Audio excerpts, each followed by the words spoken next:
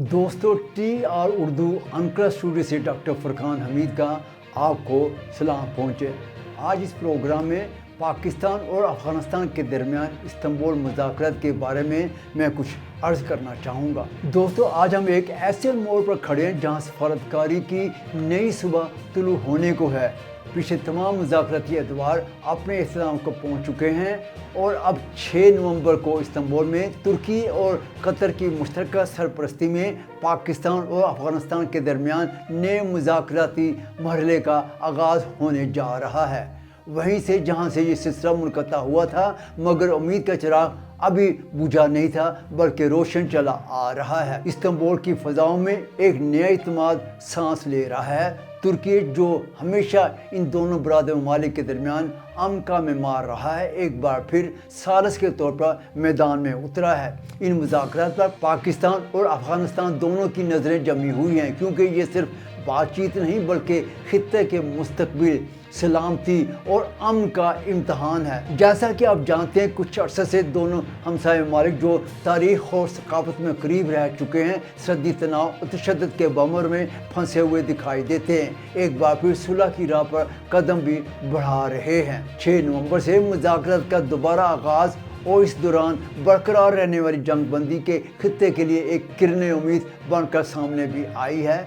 तुर्की की वज़ारत ख़ारजा की जानिब से जारी करदा मुश्तरका इलामे में आइंदा 6 नवंबर को होने वाले मुज़ाकरात के बारे में जो शराइत पेश की गई हैं, आइए पहले इन शराइत पर एक निगाह डाल ली जाए। शराइत नंबर 1, तमाम फ़रीक़ैन ने इस अमल पर इत्तफ़ाक़ किया कि मुज़ाकरात का बुनियादी मकसद दोहा में तय पाने वाले जंग बंदी को मज़ीद मुस्तहकम और मुस्तकिल बनाना है। ये फैसला खित्ते में अस्करी कशीदगी के ख़ात्मे और सियासी अमल के फ़रोग़ के लिए संग मील साबित होगा। नंबर 2, तमाम फ़रीक़ैन ने जंग बंदी बरकरार रखने के अज़्म की तजदीद की है।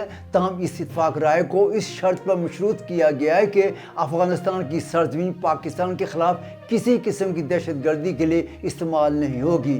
अफ़गान तालिबान ने ये यकीन दहानी कराई है कि वो फितनतुल ख़वारिज और फितनतुल हिंद यानी दहशतगर्दों के ग्रोहों के ख़िलाफ़ वाज़ेह, काबिल तस्दीक और मौसर इक़दाम करेंगे। नंबर 3, आइंदा इजलास 6 नवंबर को इस्तांबुल में मुनक्किद होगा, जहां इस अबूरी समझौते को अमली शक्ल देने और नफाज के तमाम पहलुओं को हतमी तौर पर तय करने पर बातचीत होगी। नंबर 4, एक मुश्तरका निगरानी व तस्दीकी निज़ाम joint monitoring and verification mechanism कायम किया जाएगा, जो जंग बंदी के तसलसल और किसी भी खिलाफ वर्जी की निगरानी करेगा। ये निज़ाम तुर्की और कतर की निगरानी में काम करेगा और फ़रीक़ैन के दरमियान इत्मीनान की ज़मानत फराहम भी करेगा। नंबर 5, तुर्की और कतर ने दोनों वफूद के किरदार को सराहा और इस बात का इरादा किया है कि वो खित्ते में पायदार अमन, सरहदी तावन और तरक्की के लिए अपने तमीरी किरदार जारी रखेंगे। नंबर 6, तमाम फ़रीक़ैन ने इत्तफ़ाक़ किया है कि अवामी सतह पर रवाबत, तजारती रास्तों की बहाली, तालीमी व सक़ाफ़ती तबादले और इंसानी तावन के इक़दामात को तरजीह दी जाएगी ताकि खित्ते में देर पर हमंगी पैदा की जा सके। तमाम मुतल्लिक़ा फ़रीक़ैन ने न सिर्फ जंग बंदी जारी रखने बल्कि सैकड़ों जानों की हिफाजत का वादा भी किया है। दोहा मुज़ाकरात के बाद इस्तांबुल के तकनीकी मुज़ाकरात में जंग बंदी को मजबूत करने की कोशिश, दरअसल तुर्की और कतर की सालिसी में होने वाली ये बातचीत अमली सफारतकारी का बेहतरीन सबूत भी है। जैसा कि आप जानते हैं, पाकिस्तान ने तारीख़ी तौर पर अफ़गानिस्तान के साथ बरादराना रिश्ता निभाया। सोवियत यूनियन दौर से लेकर 4 मिलियन अफ़गान पनाह गज़ीनों की मेज़बानी तक पाकिस्तान ने बहुत बड़ी अखलाकी और इंसानी ज़िम्मेदारी अदा की, मगर इसी रफ़ाक़त के बीच दहशतगर्दी का ज़हर घुला।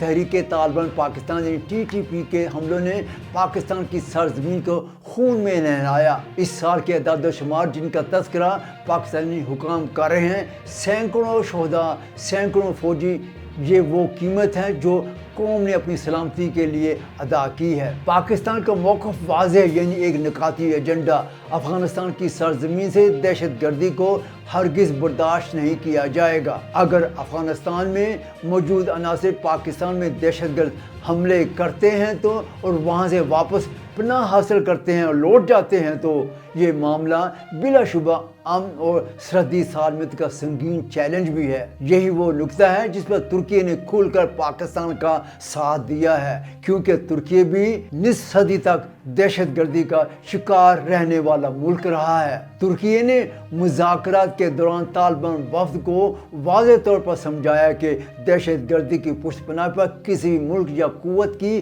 حمایت ناقابل قبول ہے۔ ترکی کا اپنا تجربہ اس میدان میں دردناک مگر سبق آموز ہے۔ طالبان کی پشت پناہی، بلکہ یہ کہنا زیادہ درست ہوگا کہ طالبان کو پاکستان کے خلاف اکسانے والا ملک بھارت مذاکرات میں رکھنے ڈالنے کی کوششیں کر رہا ہے۔